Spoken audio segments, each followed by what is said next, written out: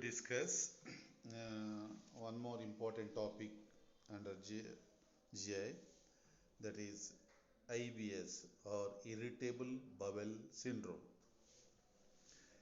What is irritable bowel syndrome?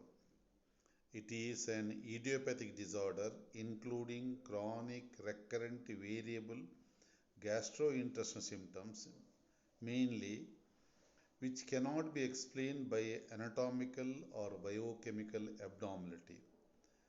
This is an extremely common condition which is seen usually in adults, forming around 25% of the adults. Then, what is the pathogenesis of this disease? Though exact explanation is far from clear, the following factors are mostly responsible. 1. Abnormal intestinal motility. Myoelectrical and motor abnormality have been found in the small and large gut, but whether these are primary or secondary to psychic stress is difficult to assess. 2. Increased visceral nociception. Visceral pain threshold is low in these subjects and hence low volume of colonic gas may produce symptoms of abdominal distension and pain. 3. Psychosocial stress. More than 50% of the cases of this disease will have anxiety, depression, etc. These will ultimately influence the development of symptoms. Next, intestinal infection.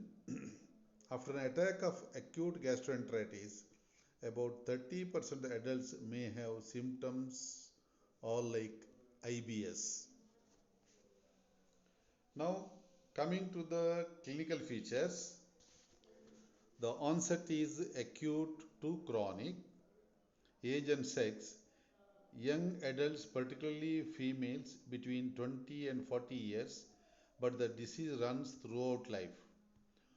4 important symptoms should be present to make the diagnosis of IBS. 1. Bloating or distension of the abdomen. 2. Diffuse abdominal pain which is relieved after adequate bowel movement. 3. Increased frequency of stool with the onset of pain.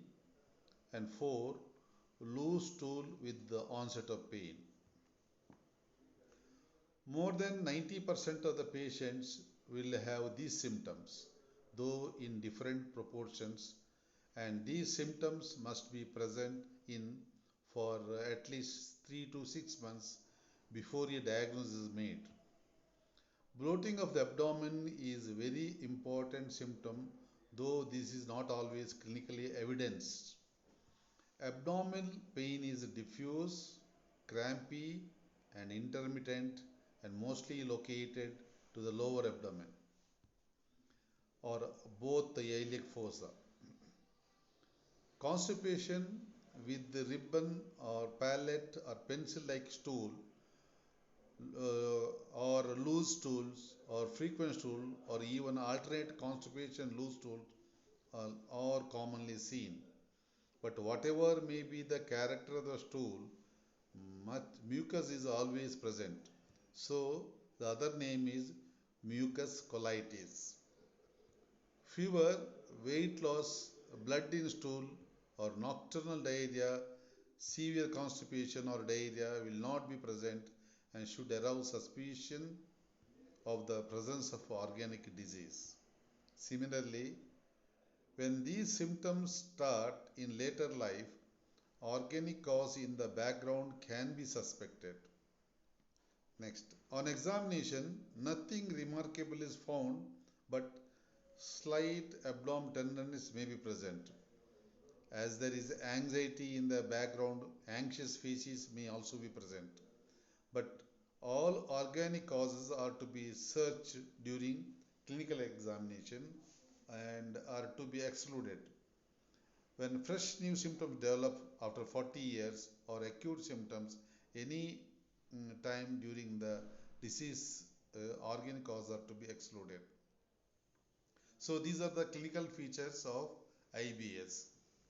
Now coming to the special investigations.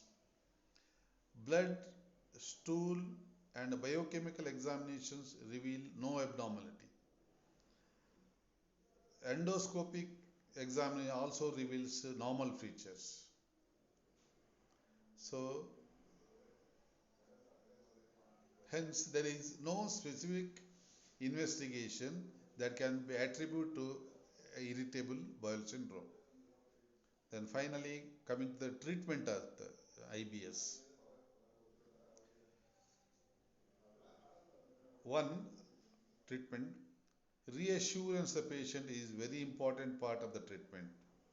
The physician should cultivate in the mind of the patient that these symptoms will not progress, no operation will be required, and there is no possibility of cancer, and all these symptoms will vanish away in course of time. So reassurance is the important part of the IBS, and anxiety is also important part of the IBS. Next, drugs. Many patients will improve after good suggestion or reassurances, but if they fail, then only some drugs may be tried. When constipation is present, it can be relieved by giving bran or esophageal husk or methyl cellulose, etc. And third, when diarrhea is troublesome, opium or loperamide 2 mg thrice daily may be tried. When constipation is dominant, bran, methylcellulose, lactulose, milk of magnesia, polyethylene glycol may be helpful.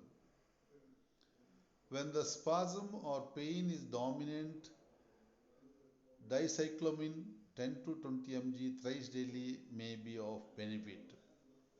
Alternately, propanthyline bromide 15 mg thrice daily may also be given.